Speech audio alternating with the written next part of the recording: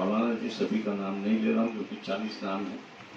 किसी का नाम अगर छूट गया तो मेरे ख्याल से नाराज हो जाएंगे, इसलिए मैं शुरुआत करता हूँ।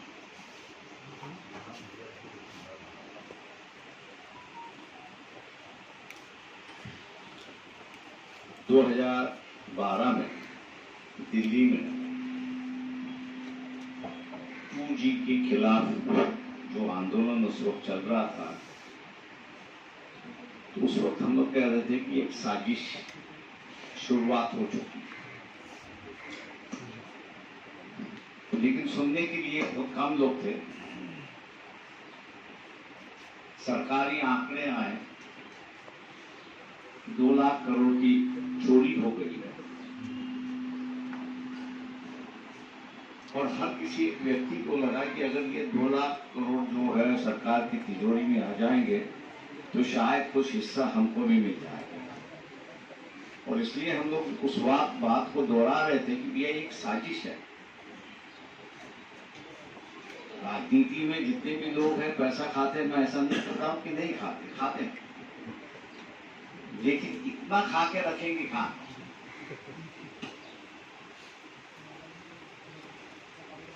लेकिन लोगों ने उस बात को सुना नहीं और उस वक्त की विचारधारा जो है लोगों की बदल गई। विपक्ष और कांग्रेस की तरफ से लोगों ने कहा कि ये अच्छे लोग नहीं हैं और इसलिए आरएसएस के, बीजेपी के लोग जो अच्छे लोग हैं उनको हम लोग ने सरकार दी। इस बात को हम लोग भूल गए कि 1946, 47 और 50 संविधान जब रचाया जा रहा था, संविधान के मुद्दों पर चर्चा हो रही थी,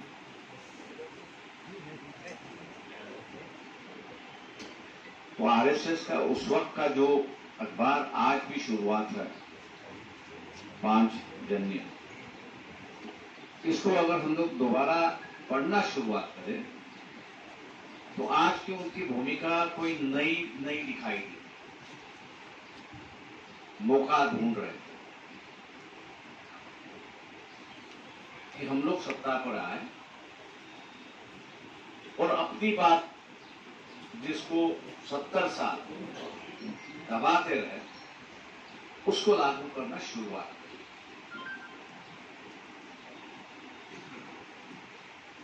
इसलिए विचारों की लड़ाई में समझता हूं उस वक्त से चल रही थी।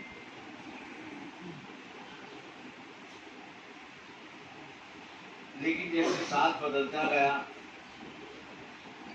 जनरेशन बदलती गई, इंसान बदलते गए, आते गए, जाते गए, तो लोगों ने ये समझा, कई लोगों से हम लोग ने बात की तो उन्हें कहा प्रकाश भाई 50 साल की जिसकी उम्र थी आज 70 साल हो गए, वो तो गुजर गया है, वो उसकी बात थी। ये नए लोग हैं, इनकी वो विचारधारा नहीं हो सकती।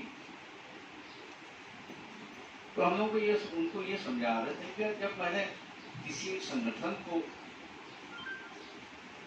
मान लिया है, उसका मैं सदस्य बन चुका हूं, तो उसकी विचारधारा मैंने बदल ली है या नई विचारधारा आई है, तो उसमें कोई दिखाई नहीं देता। पुरानी जो विचारधारा है वही विचारधारा चलती आ रही है और आज मैं कहता हूं कि हम लोग का उनके साथ में लड़ना है, खड़े रहना है और राजनीति में उनको हराना है। लेकिन फिलहाल की जो परिस्थिति बनी हुई है, मेरे ख्याल से उस पर भी हम लोगों को नजर डालना, रखना जरूरी है, ऐसा मैं मान के चलता हूं। वही 2014-12 की जो बात थी उसी को नए तरीके से दोहरा रहे हैं। अब नया तरीके से क्या दोहरा रहे हैं?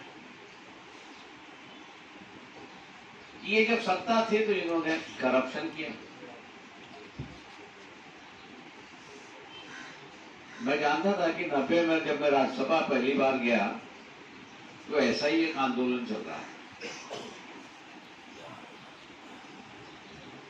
टेलीकॉम मिनिस्टर से लेके वो स्कैम था, 2 लाख रुपए मिल गए। जांचबीन के बाद पता चला कि कांग्रेस पार्टी के अकाउंट से वो 2 लाख रुपए निकले, जो नोट मिले थे, नंबर जो मिले थे, वो कांग्रेस पार्टी ने उसको एक बाई इलेक्शन के लिए खर्च करने के लिए दिए थे, लेकिन 4 साल बीत गए।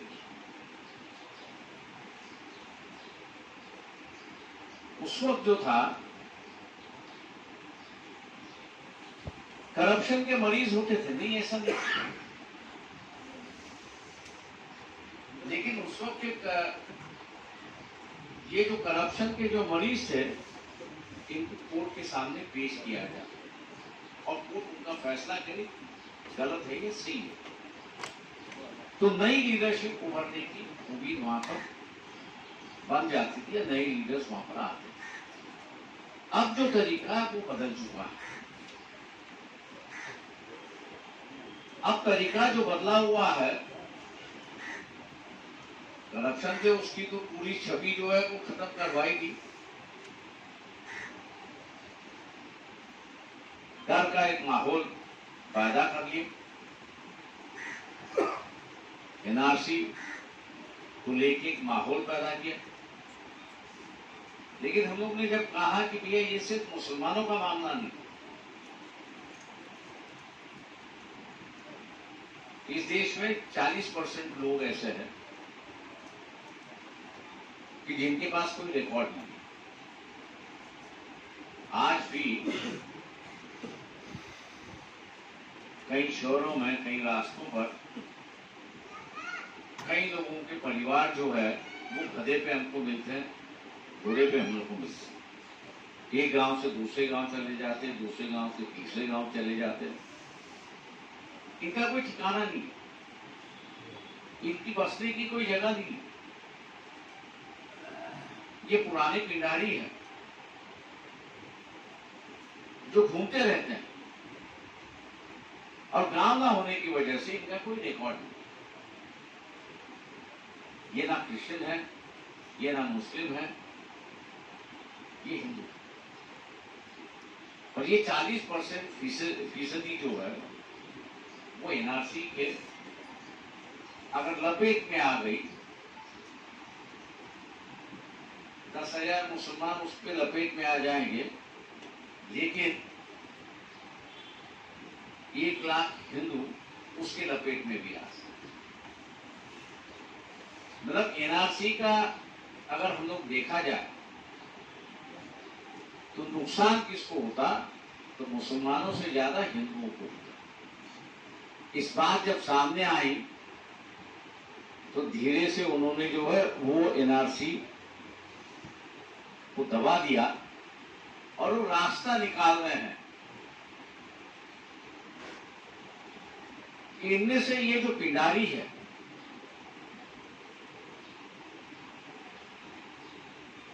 तो पुराना लफ्ज है ये पिंडारियों का,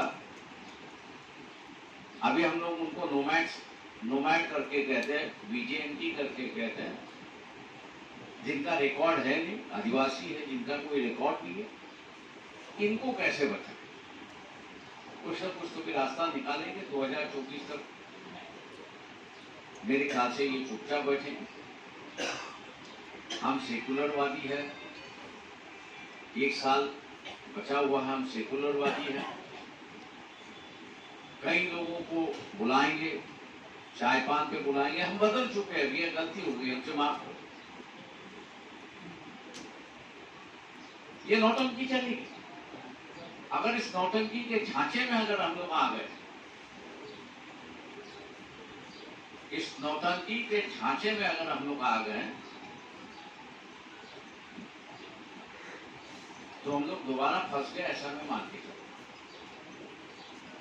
अगर इनका सही बदलाव आया है तो इनसे ये कहना चाहिए कि गोलवलकर की जो किताब है, we the nation and nationhood, मुझे मालूम है कितने लोगों ने उसको अध्ययन किया हुआ है,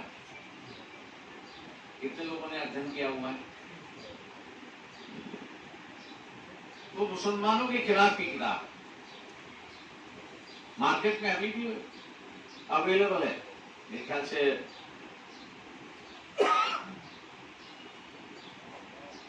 इस्लाम का पहला नाम क्या है, ये अहमद इस्लाम करके है, जिन्होंने उसको दोबारा रिप्रिंट किया। मैं हमेशा कहता हूँ मुसलमान भाइयों से कि आप उसको पूरा पढ़ने की जरूरत नहीं। 150 135 पन्ने की किताब है, उसमें से आखिरी के 25 पन्ने जो है वो आप 25 पन्ने ही पढ़ लीजिए, ज्यादा पढ़ने की उसकी जरूरत नहीं है। आरएसएस का मुसलमानों के साथ व्यवहार कैसे होना चाहिए, और इस देश में अगर मुसलमानों को रहना है तो उसका क्या कंडीशन पर रहने देने के लिए वो तैयार है, उसका एक आईना है।